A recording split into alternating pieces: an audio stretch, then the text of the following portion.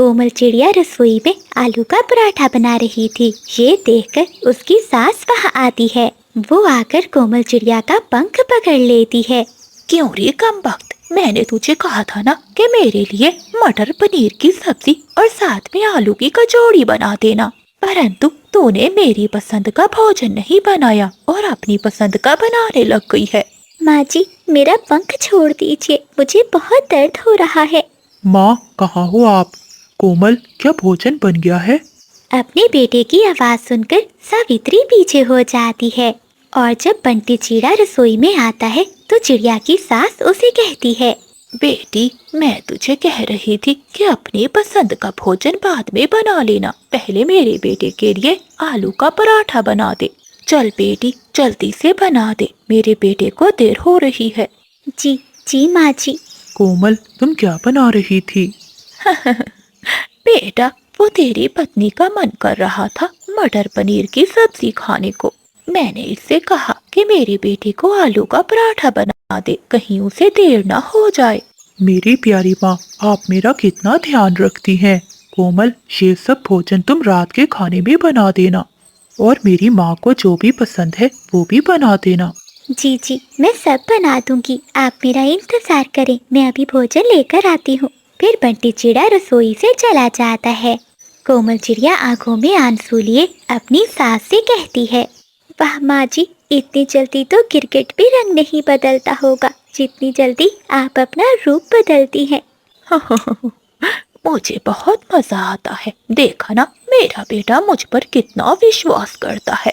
अगर तू मेरे बेटे को बता भी दे कि मैं तुझ पर कितना अत्याचार करती हूँ, वो फिर भी तेरी बात नहीं मानेगा। ऐसा कहते हुए चिड़िया की सास उसे धक्का देकर वहाँ से चली जाती है। कोमल चिड़िया नीचे गिरती है और उसे चोट लग जाती है। ना जाने माछी के मन में ऐसा कौन सा जहर है मेरे लिए जो वो मुझे पसंद नहीं करती। फिर कोमल चिड़िया भोजन बनाती है और अपने पति को देती है। बंटी चिड़ा भोजन खाता है और वहाँ से चला जाता है। कोमल चिड़िया रसोई के सारे गंदे बर्तन धोती है और घर की सफाई करती है। सारा काम करने के बाद कोमल चिड़िया थक जाती है और वो अपने घोंसले में जाकर सो जाती है। तभी चिड़िया की सास वहाँ आती है और पानी चिड़िया पर फेंकती है।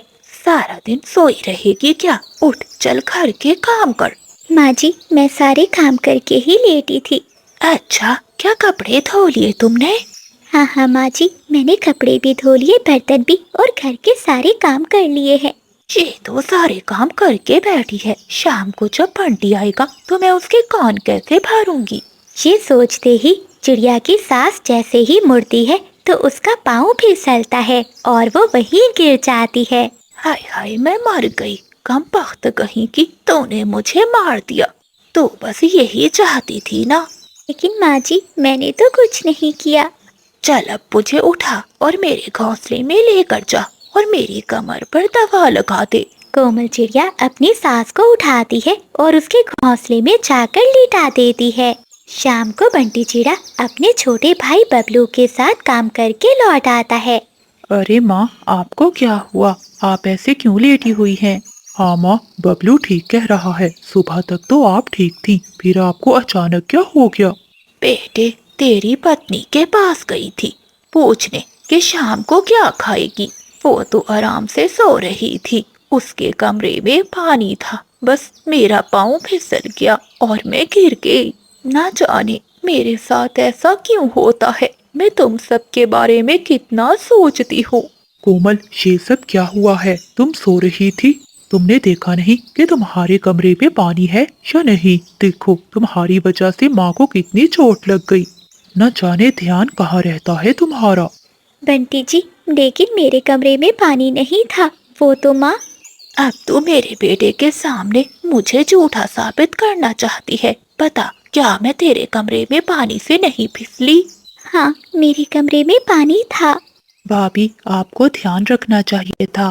कोमल, तुम्हें ध्यान रखना चाहिए था, आज से तुम ही माँ की सेवा करोगी।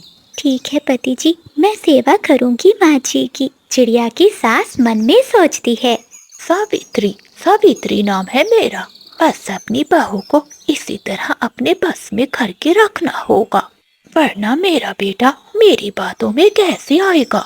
बेटे कोई बात नहीं, बहू ने जानबूझकर थोड़ी ना किया होगा, तू बहू पर नाराज मत हो। देखो कोमल, माँ उठ भी नहीं पा रही, फिर भी कह रही है कि तुम्हें कुछ ना कहूँ। ऐसे ही कुछ दिन बीत जाते हैं। कुछ दिनों बाद सावित्री अपने छोटे बेटे की शादी भी पिंकी चिड़िया से कर देती है। जब सावित्री अपनी दूसरी बहू को लेकर आती है तो पड़ोसन पक्षी भी वहाँ आती हैं। तभी सावित्री प्यार से कहती है, देखो कवि और कबूतरी, मेरी छोटी बहू भी आ गई। अब मैं आराम से रहूंगी। अब से मेरे घर की सारी जिम्मेदारी मेरी दोनों बहुएं ही संभालेंगी। हाँ हाँ सवित्री बहन, ठीक कहा। अब तो तेरे घर में दो दो बहुएं आ गई हैं। अब तो बैठकर आराम से खाएगी और तेरी बहुएं तुझे गरम गरम खाना परोसेंगी। हाँ कवि, ये तो है। ठीक है, अब हम चलते हैं। ऐसा कहते हुए पड़ोसन पक्षी वहाँ से चली जाती है। जब पिंकी अपने कमरे में जा रही होती है तो उसकी सास उसे कहती है, बहू, पहले मैंने सबके सामने कह दिया हो कि तुम्हें घर की जिम्मेदारी संभालनी है, लेकिन ये नहीं कि तू अपना इस घर पर राज चलाने लग जाए। ये याद रखना, इस घर की मालकिन मैं ही हूँ। अगले दिन सावित्री की दूसरी बहू भोजन बनाती है। वो सब मिलकर भोजन खाते हैं। तभी पिंकी चिड़िया कोमल चिड़िया से कहती है, भाभी आप क्यों खड़ी हैं? आप भी सबके साथ बैठकर भोजन खाइए ना। हाँ हाँ कोमल बहू, तुम क्यों खड़ी हो? आओ ना, बैठो, सबके साथ मिलकर भोजन खाओ। अपनी सास के कहने पर डरी हुई चिड़िया सबके साथ बैठकर भोजन खाने लगती है। खाना खाने के बाद बंटी चिड़ा और बबलू चिड़ा काम के लिए जंगल में चले जाते हैं। चिड़िया रसोई में आकर बर्तन धोने लगती है। तभी उसकी सास वहाँ आती है। वो चिड़िया का जोर से पंख पकड़ लेती है। क्यों रे चिड़िया, तेरी हिम्मत कैसे हुई मेरे बगल में बैठकर भोजन खाने की? मैं नहीं चाहती कि तुझ जैसे गरीब पक्षी मेरे आसपास भी बैठे। माँ जी, मुझे माफ कर दीजिए, मैं बैठना नहीं चाहती थी। पिंकी दीदी ने कहा बस। तुम उसकी चिंता मत करो, उसको भी मैं देख लूंगी। उसका हाल भी मैं तुम्हारे जैसा ही बनाऊंगी। दरवाजे के पीछे ये सब बातें पिंकी चिड़िया सुन रही थी। जब सावित्री वहाँ से चली जाती है तो पिंकी चिड़िया कोमल चिड़िया के पास आती है। भाभी आप ठीक तो है ना? मैंने सब सुन लिया है कि माँ जी आपसे कैसा बर्ताव करती है। रोती हुई चिड़िया फिर सारी बात पिंकी चिड़िया को बताती है। भाभी आप चिंता नहीं करो, बस अब आप देखती जाओ। लगता है माँ जी मुझे नहीं जानती। कोमल चिड़िया पिंकी के कहने पर अपनी सासू माँ के कमरे में जाती है। वहीं खिड़की से पिंकी चिड़िया सब कुछ अपने फोन में रिकॉर्ड करती है। माँ जी अब बस बहुत हो गया, शादी के बाद से मैं सब कुछ सहन कर रही हूँ।